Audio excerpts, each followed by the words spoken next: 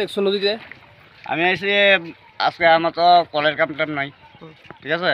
তো কলের কাম নাই যে, তো আমি কই আচ্ছা কি গো তুমি এক কাজ করো, শুটকি তরকারি কাম তো আমি নদী থেকে একটু গুড়া মাছ ধরে দিলে, বড় মাছ খেতে ভালো লাগে না।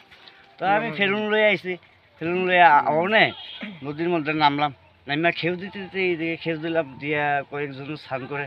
তো আমি গেছি গিয়া ব্রিজের কোন গিয়া তোমার খেউ দিতে দিতে ফিলারটি দ্বিতীয় ফিলারে গেলাম, দ্বিতীয় থেকে তৃতীয় জন খেউ দিতাম না যে আমি তো বলছি সবসময় অনেক সময় পোলট্রির মুরগিও আইয়ে, হ্যাঁ, আর দেশি মুরগি হাঁস বক্কর চক্কর হারানিও, তাহলে আমি মনে হচ্ছে গন্ধবোধ এই দুই বাড়িছে।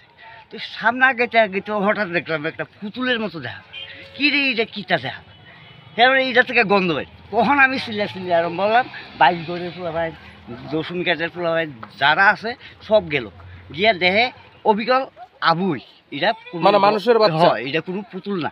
তখন আমি কইলাম এটা এখন কিতা করন যা, তখন তোমরা খবর দিছে, তখন তোমরা আইসো, তোমরা কিতা করবা। কোন জায়গা এটা?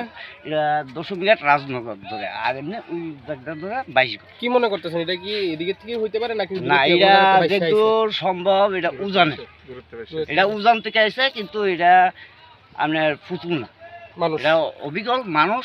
বিশ্বাস না গেলে আমার লোক যাইতে পারে, দেখতে পারে। আর আমার নামও আশিস দেব, আমার বাবার নাম হয়েছে স্বর্গীয় গৌরাঙ্গ চন্দ্র দেব, মার নাম হয়েছে মায়া দেব।